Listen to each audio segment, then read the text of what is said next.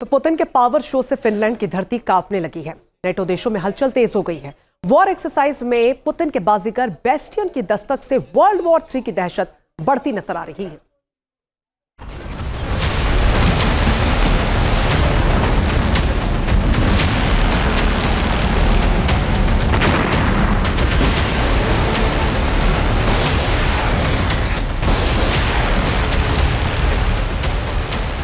समंदर में तूफान, नाटो देशों में कोहराम।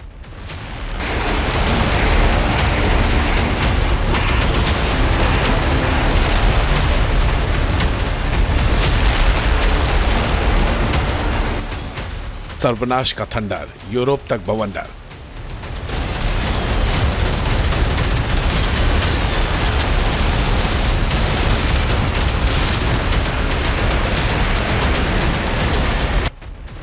पुतिन का बेस्टियन, कीव में हड़कंप।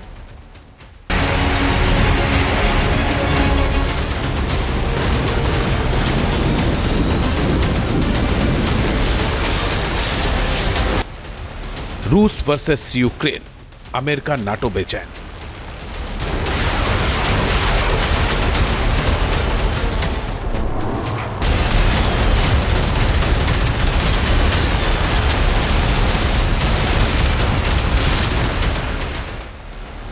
महाजंग की तैयारी, न्यूक्लियर की बारी।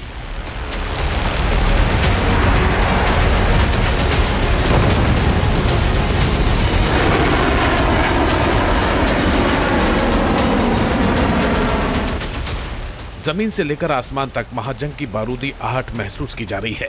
पश्चिम से लेकर पूरब तक महाविनाश के बारूदी बादल मंडराने लगे हैं।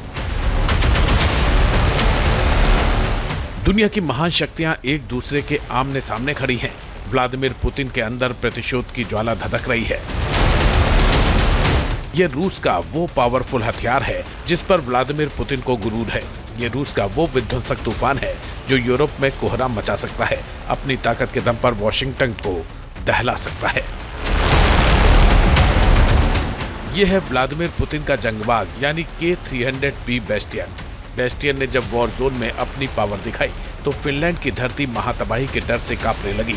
बैरेंट्स सी से बाल्टिक सी तक कयामत आ गई। दरअसल पुतिन की पावरफुल पलटन वर्ल्ड वॉर 3 की तैयारियों में जुट गई है।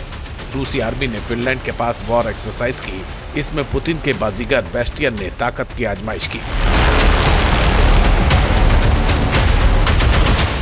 बेस्टियन अत्याधुनिक सुपरसोनिक एंटी-शिप मिसाइल सिस्टम है। बेस्टियन की स्पीड 3200 किलोमीटर प्रति घंटा है। तेज स्पीड की वजह से इंटरसेप्ट करना मुश्किल है। बेस्टियन की मारक क्षमता 300 से 600 किलोमीटर है। 250 किलो का न्यूक्लियर वॉरहेड ले जाने में सक्षम है। एक ही प्रहार से वॉरशिप को तबाह कर सकता है। फायर करने के बाद तुरंत लोकेशन बदलने में माहिर है। मोबाइल ट्रक प्लेटफॉर्म से लॉन्च कर सकते हैं। इलेक्ट्रॉनिक जैमिंग से बचने में बहुत कारगर है। ब्लैक सी, बाल्टिक सी, पैसिफिक तटों पर तैनाती है। नाटो नौसेना बेस्टियन को बहुत बड़ा खतरा मानती है।